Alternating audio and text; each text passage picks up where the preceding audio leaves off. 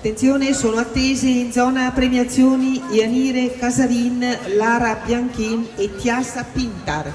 Please, Tiasa Pintar, report to the victory ceremony area.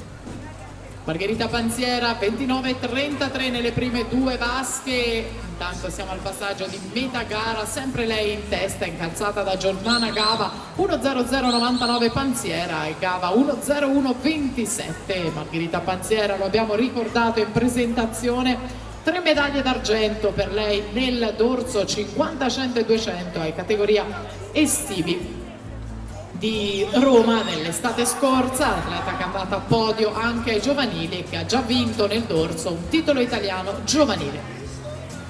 Ancora testa a testa Panziera Gava, siamo al passaggio dei 150 metri nell'ordine 1.32,79, 1.33 e 02.